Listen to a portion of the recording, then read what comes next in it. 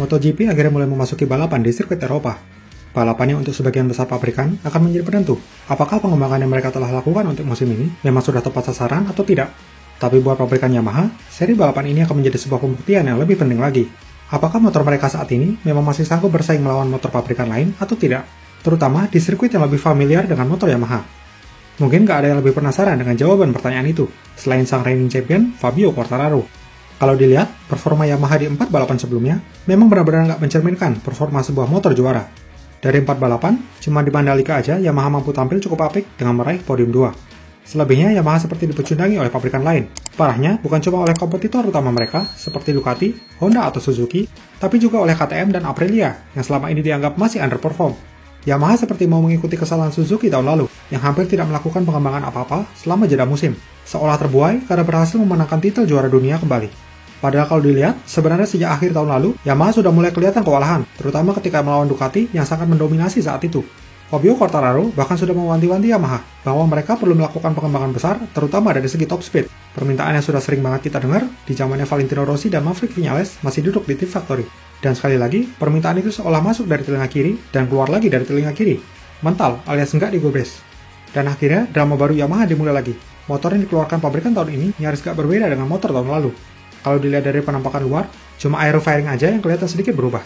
Tim direktur Yamaha, Massimo Meregali, hanya mengatakan bahwa filosofi dan cara kerja Yamaha tidaklah melakukan revolusi besar-besaran, dan lebih kepada tuning untuk menemukan solusi yang terbaik.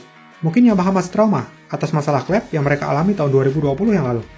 Tapi ketika tim pabrikan lain sudah mengambil langkah besar untuk pengembangan motor mereka, apakah dengan melakukan langkah-langkah kecil seperti itu sanggup untuk mengejar ketertinggalan? Kalau cara itu terus-menerus diterapkan, apakah jarak yang timbul bukannya akan semakin lebih besar setiap tahunnya? Padahal kalau kita tengok ke tim pabrikan sebelah yang juga memakai mesin inline-4 yang sama seperti Yamaha, Suzuki telah mampu mengatasi permasalahan top speed yang tahun lalu masih dimilikinya. Setelah menelan rasa malu yang luar biasa, akibat diasapi dengan begitu mudahnya oleh 2 motor Ducati di garis finish GP Qatar tahun lalu, Suzuki benar-benar melakukan langkah besar untuk pengembangan mesinnya.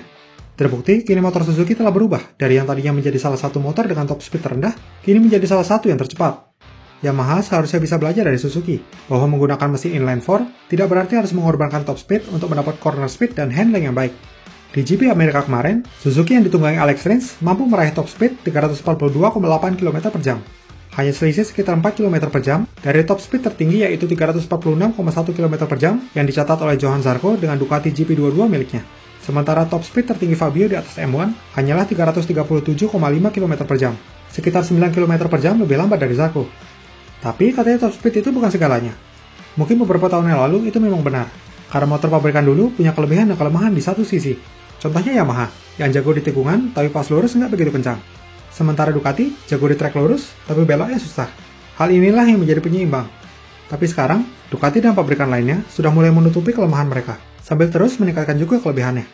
Ketika Ducati sudah bisa belok dengan mudah dan tidak lagi menjadi motor yang terlalu menuntut dari segi fisik, Yamaha seperti tetap berjalan di masa lalu, dengan hanya mempertahankan kemampuan corner speed yang luar biasa, tapi nggak mencoba menutupi kelemahan mereka di trek lurus.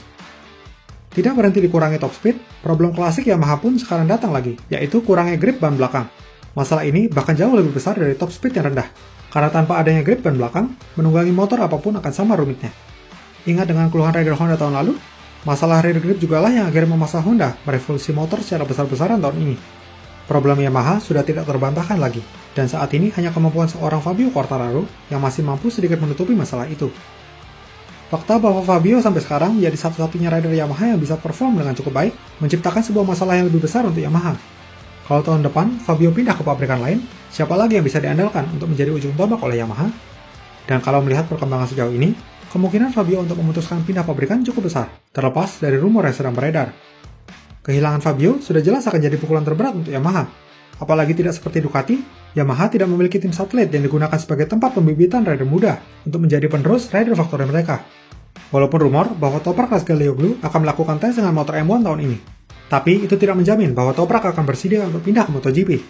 Dan kalaupun dia berniat untuk pindah, apakah dia benar-benar akan memilih Yamaha sebagai tempat yang mengandung nasib? Andrea Dovizioso mengatakan, untuk mengendarai motor Yamaha secara kompetitif, dia harus menggunakan gaya balap persis seperti yang Fabio lakukan. Dan Franco Morbidelli mengatakan kalau Fabio bisa mengekstrak potensi maksimal dari Yamaha, sesuatu yang belum bisa dia lakukan. Tapi nyatanya, bahkan dengan menggunakan potensi maksimal dari Yamaha, Fabio sendiri masih kewalahan untuk melawan rider pabrikan lain. Saat ini Yamaha benar-benar memerlukan update komponen dan part baru secepatnya, kalau tidak mau semakin ketinggalan. Karena update pada mesin sudah tidak lagi memungkinkan sesuai regulasi. Sayangnya sampai saat ini, belum ada kabar dari Cal Crutchlow bersama tim tester mereka terkait part baru tersebut. Yamaha sepertinya harus berhenti bekerja secara konservatif tahun depan, dan mulai melakukan pengembangan secara besar-besaran, apalagi mengingat ini bukanlah kali pertama masalah ini muncul di motor mereka. Problem yang besar juga akan memerlukan perubahan yang besar untuk menyelesaikannya. Kalau Yamaha tidak juga bisa mengubah filosofi kerja mereka, sepertinya masa depan mereka akan semakin suram untuk tahun-tahun ke depannya. Akankah Yamaha bisa kembali kompetitif di balapan selanjutnya? Bagaimana menurutmu? Tulis pendapatmu di kolom komentar. Jangan lupa untuk subscribe supaya nggak ketinggalan update MotoGP lainnya. Like videonya kalau kamu suka dengan pembahasannya. Terima kasih.